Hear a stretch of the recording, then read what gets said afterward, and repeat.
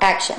1, 2, 3, 4, 5, 6.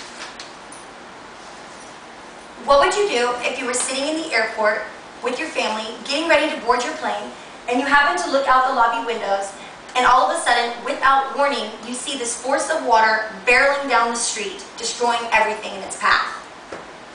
Tsunami is actually Japanese for harbor wave. On March 11, 2011, an 8.9 magnitude earthquake that triggered a tsunami hit Japan with no warning and destroyed everything. According to Japanese survivor Akira Tanaka, this is the kind of earthquake that only happens once every 100 years. With the current devastating natural disasters that are occurring in the Pacific Ocean, the Japanese are in dire need of America's help and guidance. According to an internet article, Japan Guide, frequent earthquakes are caused from where Japan's archipelago are located. Several different oceanic plates meet here, and the presence of many volcanoes are spread across Japan too. Because of the diverse oceanic plates meeting here, the chances of an earthquake are really high. Some earthquakes that are at low frequency go unnoticed, but some, like the one on March 11th, have drastic after effects. The Ring of Fire, which is located in the Pacific Ocean, is the destination of a lot of Earth's activity and is the home to many moving oceanic plates. Because of Japan, Alaska, and Chile's location, they are common areas of earthquake-generated tsunamis. An earthquake begins when two slabs of earth suddenly pass by each other, rubbing each other and causing friction. The surface where they slump against each other is called the fault plane. Smaller earthquakes take place, called the foreshocks, usually follows after a much larger earthquake called the main shock. Main shocks are followed with many aftershocks, and they can last up to several years, depending on how big the magnitude was of the main earthquake. The Earth has 4 layers: the inner core, outer core, mantle, and crust. The crust, which is the surface of our planet, is like layers of puzzle pieces that are constantly moving. These puzzle pieces are called tectonic plates, and the edges of these plates have many faults.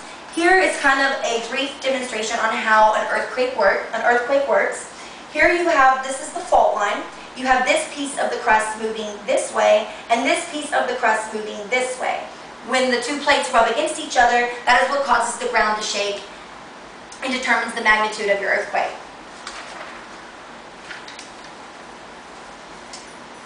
Let's think of two jagged plates moving against each other. Here, these represents the plates, or the Earth's surface. As the two plates are moving, because the Earth's crust is constantly shifting, it's constantly moving.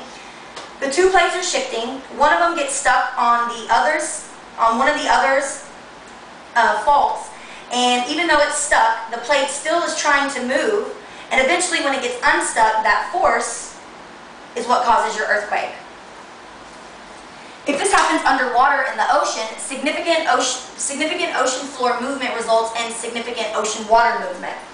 On March 11, 2011, when the 8.9 magnitude earthquake hit, the 6th biggest earthquake since 1900, struck Japan with no warning. The earthquake triggered a tsunami with 40-foot high waves that stretched 6 miles wide and were going to speeds as fast as a commercial airplane, which is about 600 miles per hour.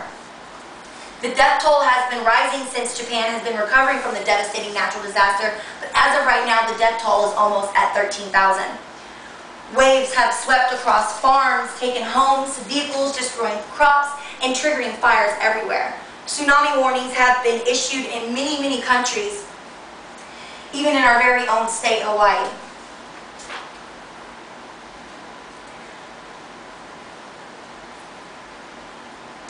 After the terrifying earthquake and deadly tsunami that hit Japan, there are so many people who are suffering without homes, cars, foods, or even clothes.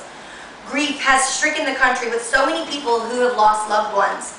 Japan has helped us and other countries in time of need when natural disasters have struck, like when Hurricane Katrina hit New Orleans.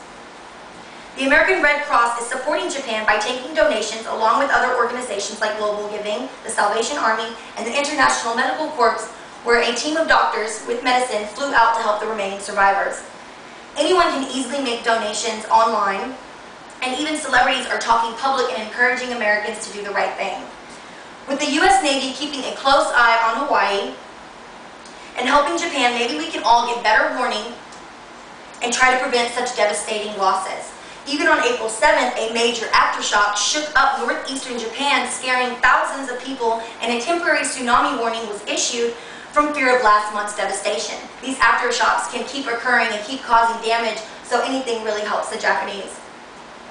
With the life-changing natural disasters that keep occurring in Japan, the Japanese are in dire need of America's, or really any other country's, help and guidance. If we can all unite together, despite the tragic losses, and be as upbeat as possible, we can make this work and try to make it easier for the Japanese in this time of grief. If you feel like I feel about this tragedy, home loss, families lost, people grieving for one another, we can all help with a simple donation and prayer.